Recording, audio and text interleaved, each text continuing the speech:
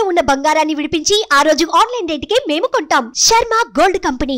నమస్కారం, welcome to Suman TV. నేను గీతాంజలి. కార్తీక పౌర్ణమి November 15వ తారీఖున అయితే విధిగా అందరూ ఆచరించవలసింది ఏమిటి? ఆ రోజున చాలామంది దీపాలు వెలిగిస్తూ ఉంటారు. అంతేకాదు దానం కూడా చాలా ముఖ్యం. ఆ రోజున ఎంతో విశిష్టత ఉంది దానానికని చెప్తున్నారండి. అయితే మరి ఎలాంటి దానం ఇస్తే మంచిది, ఎవరికి దానం ఇవ్వాలి, దాంతోపాటుగా దీపం ఎలా పెట్టాలి, ఆ రోజున అసలు విధిగా ఏం చేయాలి, పౌర్ణమి రోజున ఏ దైవారాధన చేయాలి? ఎందుకంటే కొంతమంది శివుణ్ణి ఆరాధిస్తారు, కొంతమంది కేశవుణ్ణి ఆరాధిస్తారు, అంటే విష్ణుమూర్తిని. ఇంకొంతమంది పౌర్ణమి కదా అని అమ్మవారి పూజ కూడా చేస్తూ ఉంటారు. ఇలా అసలు ఎవరి ఆరాధన మనం చేస్తే మనకి వాళ్ళ అనుగ్రహం కలుగుతుందో తెలుసుకుందాం. వివరించేందుకు ప్రస్తుతం మనతో పాటు ఉన్నారు ప్రముఖ జ్యోతిష్యులు బ్రహ్మశ్రీ నందిభట్ల శ్రీహరి శర్మ గురువు గారు. వారితో మాట్లాడదాం. గురుగారు నమస్కారం అండి. వాగర్థావివ సంపృక్తౌ వాగర్థ ప్రతిపత్తయే జగతః పితరౌ వందే పార్వతీ పరమేశ్వరౌ. సదాశివసమారంభాం శంకరాచార్య మధ్యమాం అస్మదాచార్య పర్యంతం వందే గురు పరంపరాం. ఆదిత్యాయ చ సోమాయ మంగళాయ బుధాయ చ గురుశుక్ర శనిభ్యశ్చ రాహవే కేతవే నమః. శృంగేరి జగద్గురు పీఠాధిపతులకి, కంచి పీఠాధిపతులకి నమస్కారములు తెలియజేసుకుంటూ కార్యక్రమాన్ని ప్రారంభిద్దాం. కార్తీక పౌర్ణమి అందరికి ఇష్టమైనటువంటి రోజు గురువుగారు. చిన్న పిల్లల దగ్గర నుంచి పెద్దవాళ్ళ వరకు నేను ఉపవాసం ఉన్నాను అని చెప్తారు చాలా చక్కగా. అది భలే ముచ్చటేస్తుంది. ఆ రోజు దీపాలు వెలిగించడం ఇక్కడ వరకు ఓకే, కానీ మీరు ఒక సందర్భంలో అన్నారు ఆ రోజు దానం ఇవ్వటం చాలా ముఖ్యము, మంచిది కూడా అని. అసలు ఆ రోజు విశిష్టత ఏంటో చెప్పండి. ఆ రోజు విధిగా మేము ఏం చేయాలో కూడా చెప్పండి గురువుగారు.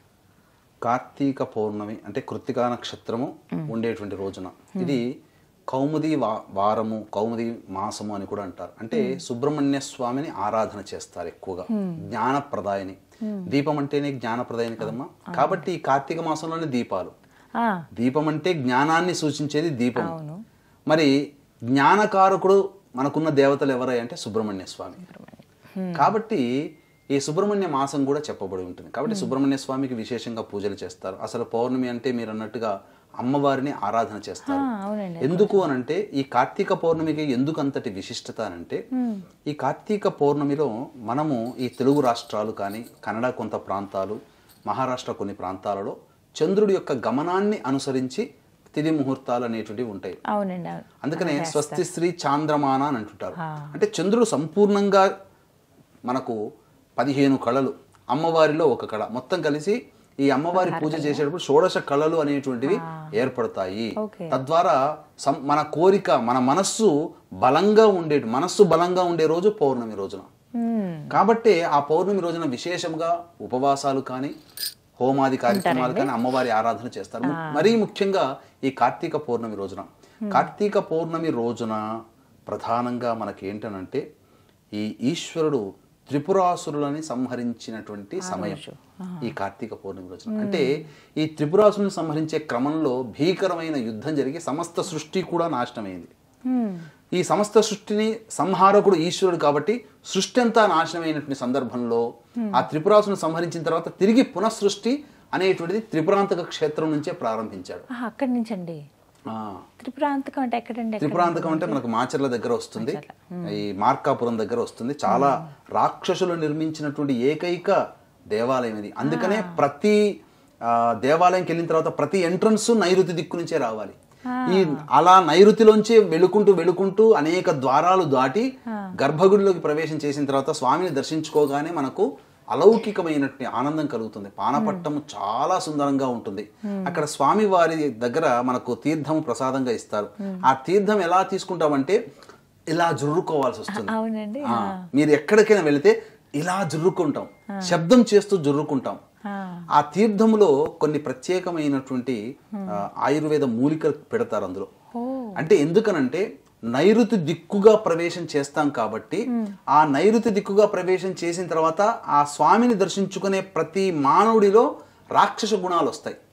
కాబట్టి ఆ రాక్షస గుణాలు మళ్ళీ తిరిగి రాకుండా ఉండడం కోసం అక్కడ ఆ తీర్థంలో ఆయుర్వేద మిళితమైన ఇప్పుడు అదే ఇస్తారమ్మా. మనకు తెలియకుండానే మనం నాకుతాం. అంటే ఆ తీర్థం ఇలా తీసుకుంటాం, కానీ అక్కడికి వెళ్ళిన తర్వాత మనకు తెలియకుండానే రాక్షస ప్రవృత్తి ఎట్లా నాకుతారు రాక్షసులు, మనకు తెలియకుండానే మనం నాకేస్తాం. అంటే ఆ రాక్షస ప్రవృత్తికి సూచనది. అందుకనే ఇంతటి పరమ పవిత్రం అక్కడ బాలా త్రిపుర సుందరి అమ్మవారు సాక్షాత్తు వెలిసినటువంటి అమ్మవారు, త్రిపురాంతక అమ్మవారు. అందుకనే ఈ కార్తీక పౌర్ణమి రోజున మన పీఠం ఆధ్వర్యంలో జాతకరీత్యా ఉన్నటువంటి విద్య, వివాహ, ఉద్యోగ, దాంపత్య, సంతాన, అనారోగ్య సమస్యల నివారణకి, శనిదోష పరిహారానికి సర్వదోష నివారణ హోమాలు అనేటువంటి పర్ హెడ్ 1500 రూపాయలకి చేయించడం జరుగుతుంది. అవకాశం ఉన్న వాళ్ళు కార్యక్రమ తదనంతరం కాంటాక్ట్ చేసి పూర్తి వివరాలు తెలుసుకోవచ్చు. ఇక ఈ కార్తీక పౌర్ణమి రోజున ఈ సంబంధించినటువంటి విధి విధానం ఎలా ఆచరించాలి అనేటువంటి విషయానికి వస్తే, చక్కగా బ్రహ్మ ముహూర్తంలో నిద్ర లేచి, అనగా 3 గంటలకల్లా నిద్ర లేచి కాలకృత్యాదులు తీర్చుకొని మొట్టమొదటిగా ఆ ఈశ్వరుని చిత్రపటానికి కానీ లేదా శివలింగం ఉంటే శివలింగం అక్కడ అష్టదళ పద్మం అనేటువంటిది పెట్టి అక్కడ మధ్యలో పుష్పములు, పసుపు, కుంకుమ, గంధం పెట్టిన తర్వాత వాటి మీద తమలపాకులు 3 తమలపాకులు పెట్టి దాని మీద శివలింగం పెట్టాలి. పెట్టిన తర్వాత అప్పుడు ఆ శివునికి అభిషేకం చేసుకోవాలి, శివాయ నమః అనుకుంటూ. అభిషేకం చేసిన తర్వాత దీపారాధనలో ఆవు నేతితో దీపారాధన చేయాలి. తదనంతరం ఈశ్వరునికి అర్చన చేయాలి. ఈ అర్చన అనేటువంటిది విధి విధానాలుగా చక్కగా చేసుకోవచ్చు. అనేక పుష్పాలతో చేసుకోవచ్చు, అభిషేకం అనేక పళ్ళ రసాలతో చేసుకోవచ్చు. మనము బంగారము గనక హిరణ్యోదకం ఇంకా బంగారు దాన్ని వేసి కూడా చేసుకోవచ్చు. కానీ ఈ బంగారాన్ని మనం వాడుతున్నప్పుడు నగ కానీ ఉంగరం కానీ పెట్టేటప్పుడు దాన్ని చక్కగా శుభ్రంగా కడిగి ఆవు పాలతో శుద్ధి చేస్తే ఆ సమయానికి అభిషేకం చేసుకోవడానికి బంగారం ఉపయోగం అవుతుంది. ఆ శుద్ధి చేసినటువంటి ఉంగరాన్ని నీటిలో వేస్తే అది బంగారు నీరు అవుతుంది. ఆ నీటితో శివునికి అభిషేకం చేయొచ్చు, పళ్ళ రసాలతో అభిషేకం చేయొచ్చు. ఇక ముఖ్యంగా చెప్పాలి అని అంటే గరికలు వేసి గరికోదకము ఇలా ఈ విధంగా చేసుకోవచ్చు. ముఖ్యంగా ఎవరైతే వివాహం కాకుండా అమ్మాయిలు అబ్బాయిలు ఇబ్బంది పడుతున్నారో అప్పుడు ఈ మనకు నవబోధ్ అని కొన్ని ప్రాంతాల్లో మిశ్రి అని, అలాగే పటిక బెల్లం అని అంటుంటారు. అనగా చక్కెర రాకముందున్న పరిస్థితి, దాన్ని బాగా నల్లగొట్టి పిండి చేసి ఆ కొద్ది పిండిని నీటిలో వేసి ఆ నీటితో ఈశ్వరునికి అభిషేకం చేసి గన్నేరు పుష్పాలతో కనుక అర్చన చేస్తే అతి శీఘ్రంగా వివాహం జరుగుతుంది. వాళ్ళకి వివాహ సమస్యలు, దాంపత్య సమస్యలు తొలగిపోతాయి. చక్కటి సంతానం కావాలి అనుకునే వాళ్ళు ఈ యొక్క గరిక పోచల్ని నీటిలో వేసి ఆ నీటితో శివునికి అభిషేకం చేసి 8 రకాల పుష్పాలతో ఈశ్వరునికి అర్చన చేయాలి. ఇక అనారోగ్య సమస్యలతో బాధపడేటువంటి వాళ్ళు పంచామృతాలతో అభిషేకం జరిపించి అప్పుడు నైవేద్యముగా గుమ్మడి కాయని బలి గనక ఇస్తే, ఏ వ్యక్తి పేరు మీద అభిషేకం చేస్తామో ఆ కార్తీక పౌర్ణమి రోజున కానీ అతనికి అనారోగ్య సమస్యలు తొలగిపోతాయి. చాలా విశేషం. ఉద్యోగం రాక, పదవి రాక, ఉద్యోగంలో సమస్యలు ఎదుర్కొనేటువంటి వాళ్ళు చెరుకు రసం ఉంటుంది కదమ్మా, ఆ చెరుకు రసాన్ని ఈశ్వరునికి ముందు రోజు తెచ్చి పెట్టుకోవచ్చు ఫ్రిడ్జ్ లో. తర్వాత తెల్లవారి ఈశ్వరునికి ఆ కార్తీక పౌర్ణమి రోజున ఈశ్వరునికి చెరుకు రసంతో అభిషేకం చేసి పొంగలి నైవేద్యంగా పెట్టినట్లయితే ఖచ్చితంగా ఉద్యోగం లభిస్తుంది. ఇవి ఇంట్లోనే చేసుకోవచ్చు, తప్పేమీ లేదమ్మా. ఒకవేళ చెరుకు రసం దొరకకపోతే బెల్లం ఉంటుంది కదమ్మా, ఆ బెల్లాన్ని చిత్తకొట్టి నీటిలో కలిపితే బెల్లం నీరు, ఆ బెల్లం నీటితో శివుడికి అభిషేకం చేయొచ్చు. అలాగే విద్య కావాలనుకునేటువంటి వాళ్ళు ఆవు నేతితో అభిషేకం చేయాలి. ఇక ముఖ్యంగా ఈ కార్తీక పౌర్ణమి రోజున సమస్తమైనటువంటి ఇంట్లో బాధలు తొలగిపోవాలి. మనకు ఏంటనంటే ఈ ప్రయోగ బాధలు అంటారు కదమ్మా, ఈ ప్రయోగ బాధలు తొలగిపోవాలంటే అన్నము తేనె కలిపి శివలింగాకారముగా చేసి ఆ శివుడికి అభిషేకం చేసి ఆ తర్వాత దాన్ని నదిలో గనక కలిపేస్తే ఇక ప్రయోగ బాధలన్నీ, ఇంట్లో ఉన్న నరదృష్టి బాధలన్నీ కూడా తొలగిపోతాయి. ఎంత పరిమాణంలో చేస్తే? ఇంత చిన్న పరిమాణంలో చేసుకోవచ్చు. అన్నము తేనెతో కలిపినటువంటి శివలింగాన్ని తయారు చేసి గనక చేసినటువంటి మానవుడికి అసలు ప్రయోగ బాధలు తొలగిపోతాయి. ఈ విధంగా చేయొచ్చు. తర్వాత ఇక అనేక విధాలుగా ఈ స్వామిని ఆ రోజున అభిషేకం చేసిన తర్వాత సంధ్యా సమయంలో మళ్ళీ ఉపవాసం ఉంటే, శక్తి ఉంటే ఉపవాసం ఉండాలి. లేదు భోజనం చేస్తామంటే భోజనం చేయవచ్చు. సరిగ్గా మళ్ళీ 5 గంటలకల్లా మళ్ళీ ఉపవాసానికి స్నానం చేయడానికి మధ్య, అనగా భోజనానికి స్నానానికి మధ్య 3 గంటల వ్యవధి ఉండాలి. 5 గంటలకల్లా అనగా 1 గంటకల్లా భోజనం చేసే అలవాటుని చేసేయండి. 5 గంటలకల్లా మళ్ళీ కాలకృత్యాదులు తీర్చుకొని మళ్ళీ 6 గంటల 4 నిమిషాలకి సూర్యాస్తమయం అవుతుంది. 2 ముహూర్త కాలం అంటే 48 నిమిషాలు. కాబట్టి 6 గంటల 4 నుంచి 48 నిమిషాలు అంటే 6 గంటల 52 నిమిషాల మధ్య కాలంలో శివాలయానికి చేరుకొని ఆ శివాలయంలో అర్చన జరిపించుకొని అక్కడ దీప ఆరాధన చేయాలి. చాలా మందికి ప్రేక్షకులకి తెలిసేటువంటిది ఏంటంటే 365 ఒత్తులను వెలిగిస్తారు, కానీ వాస్తవానికి 365 కాదమ్మా, 720 ఒత్తుల దీపారాధన చేయాలి. 700. ఎందుకనంటే మనకు ఇంగ్లీష్ నెలల ప్రకారం 365 రోజులు, కానీ మన మాసాలు గనుక లెక్క వేసుకుంటే ప్రతి మాసానికి 30 రోజులు, 12 మాసాలు 360. అయితే 360 ఒత్తుల్ని పెడితే ఒక దీపముతో ఒత్తితో దీపారాధన చేసిన పాపము దక్కుతుంది మనకు. ఒక ఒత్తితో ఎప్పుడు దేవ పూజలు చేయకూడదు, కనీసం 2 ఒత్తులన్నా పెట్టాలి. అందుకనే 360 ప్లస్ 360 అయితే 720 ఒత్తులని మీ గృహంలో దీపారాధన చేయొచ్చు, శివాలయంలో దీపారాధన చేయొచ్చు. మూడవసారిగా విష్ణు దేవాలయంలో దీపారాధన చేయాలి. ఇక్కడ చాలా మందికి వచ్చేటువంటి సందేహం ఏంటంటే కుటుంబ సభ్యులకి అందరికీ కలిపి ఒకటి చేస్తే సరిపోతుందనంటే ఎవరికి వ్యక్తిగతంగా వాళ్ళమ్మ. కాబట్టి కుటుంబ సభ్యులను 3 ఉన్నారనుకోండి, 3 పేరు మీద 720 తలా 720 ఒత్తుల్ని దీపారాధన చేయొచ్చు. ఈ విధంగా చేసినట్లయితే తప్పకుండా ఆ దీపారాధన ఫలితం దక్కుతుంది. ఖచ్చితంగా దీపారాధన చేయాలి.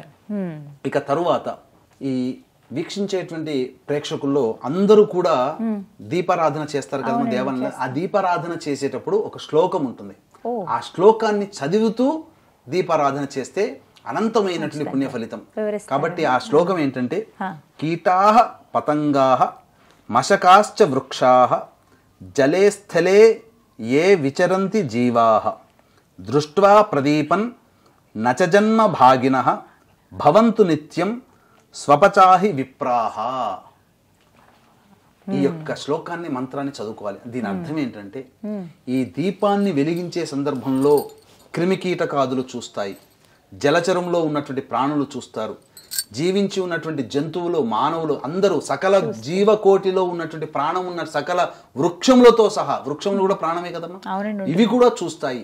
ఆ దీపము వెలిగించే సందర్భంలో చూసినటువంటి విధానం వల్ల వాళ్ళకందరికీ కూడా మోక్షము లభించుగాక అని చెప్పే ఉత్తరార్థం. ఇంకొకటి ఏంటంటే ఆ దీపం యొక్క కాంతిలో తెలియకుండానే కొన్ని క్రిమికీటకాదులు పడి చనిపోతాయి. ఆ చనిపోయిన ఉత్తర క్షణమునే వాడికి ఆ కార్తీక పౌర్ణమి రోజున మోక్షం లభిస్తుందని సాక్షాత్తు ఈశ్వరుడు వరమిచ్చాడు. కాబట్టి అంతటి ప్రశస్తమైనది దీపారాధన కార్తీక పౌర్ణమి రోజున. కాబట్టి 720 360 కాదండి, 720 ఒత్తులు మీ పేరు మీద, మీ వారి పేరు మీద, మీ పిల్లల పేరు మీద ఒక్కొక్కరికి ఒక్కొక్క విధంగా 720 ఒత్తుల్ని దీపారాధన చేస్తే శ్రేష్టము. లేదు అంత శక్తి లేదండి, ఎవరిని బలవంతం చేయడం అమ్మ మన ధర్మంలో, అందరి పేరు మీద నేను దీపారాధన చేస్తున్నా, ఆ ఫలితం ఆ కుటుంబ సభ్యులు అందరికీ రావాలని చెప్పి ఆ మహిళ అయినా పురుషుడైనా మొక్కుకొని దేవాలయంలో దీపారాధన చేయవచ్చు.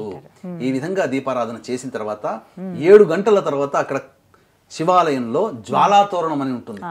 ఆ జ్వాలాతోరణం గుండా ముమ్మార్లు వెళ్ళినట్లయితే వాళ్ళకి వచ్చే సంవత్సరం వరకు అపమృత్యు భయ దోషాలు ఉండవు, కార్తీక మాసం వరకు.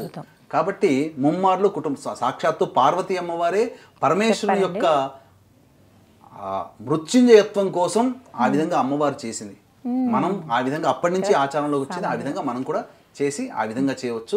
వీలుంటే జాగారం చేసి శివనామస్మరణ చేసుకుంటూ కార్తీక పౌర్ణమి.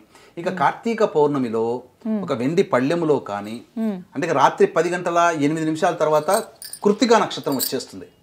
ఆ రోజున 15వ తారీఖు రోజున, ఆ రోజున వెండి పళ్ళెము కానీ తీసుకోండి, లేదా వెండి గ్లాస్ అయినా తీసుకోండి. ఇవి లేకపోతే మామూలు గ్లాస్ అయినా పర్వాలేదు, ఏది కంచు అయినా పర్వాలేదు. తీసుకొని గోరువెచ్చటి పాలన్నీ ఆ పళ్ళెంలో కానీ గ్లాసులో కానీ వేసి 11 గంటల 42 నిమిషాల నుంచి 12 గంటల 30 నిమిషాల మధ్యకాలంలో ఆ యొక్క గ్లాసులో కానీ వెండి పళ్ళెంలో కానీ ఉన్నటువంటి ఆ చంద్రబింబాన్ని చూస్తూ ఓం సోమాయ నమః, ఓం సోమాయ నమః, ఓం సోమాయ నమః అనుకుంటూ ఆ యొక్క నామాన్ని జపం చేసుకుంటూ ఆ చంద్రబింబాన్ని ఆ పళ్ళెంలో గ్లాసులో గనక చూస్తున్నట్లయితే ఆ కిరణములు, అమృత కిరణములు కార్తీక పౌర్ణమి రోజున భూమిలోకి తాకుతాయి. ఆ అమృత కిరణాలని ఈ వెండి ఆకర్షిస్తుంది. ఆవు పాలు స్వచ్ఛమైనవి అవి ఆకర్షిస్తాయి. ఆకర్షించినప్పుడు ఆ 12:30 తర్వాత ఆ పాలని ఎవరైతే తీసుకుంటారో అమృతంతో సమానం. శరీరంలో ఉన్నటువంటి మానసిక రోగాలు తొలగిపోతాయి. మనకు తెలియకుండా అంతర్గతంగా అవయవాల్లో ఏవైనా ఇబ్బందులున్నా, లోపాలున్నా అవి కూడా సమసిపోతాయి శివానుగ్రహం వల్ల. ఆ విధంగా చేయండి. ఈ విధంగా చేసి 12:30 వరకు తర్వాత నిద్రకు ఉపక్రమిస్తే కనీసం మధ్యరాత్రి వరకు జాగారం చేసినటువంటి పుణ్య ఫలితము మన ఖాతాలో పడుతుంది. ఉపవాసం ఉంటారండి చాలా మంది, తీసుకోవచ్చు. ఈ విధంగా పాలు పండ్లు ఆ రోజంతా తీసుకోవచ్చు. ఈ విధంగా ఆ విధంగా ఆచరించండి. అలాగే త్రిపురాంత క్షేత్రంలో త్రిపురాంతకేశ్వరుడు కార్తీక పౌర్ణమి రోజున త్రిపురాసును సంహరించారు. ఆ రోజున మా పీఠం ఆధ్వర్యంలో సర్వదోష నివారణ హోమాలు జరుగుతున్నాయి. అవకాశం ఉన్న వాళ్ళు ఈ యొక్క కార్యక్రమంలో మీ గోత్రనామాదులు నమోదు చేసుకోవచ్చు. చాలా చక్కగా వివరించారు గురువుగారు. కార్తీక పౌర్ణమికి అసలు ఎలా విధిగా చేయవలసింది ఏమిటి, దీపాలు ఎలా వెలిగించాలి, ఆ రోజు యొక్క విశిష్టత చాలా చక్కగా వివరించారండి. ధన్యవాదాలు. సర్వం శ్రీ ఉమామహేశ్వర పరబ్రహ్మార్పణమస్తు.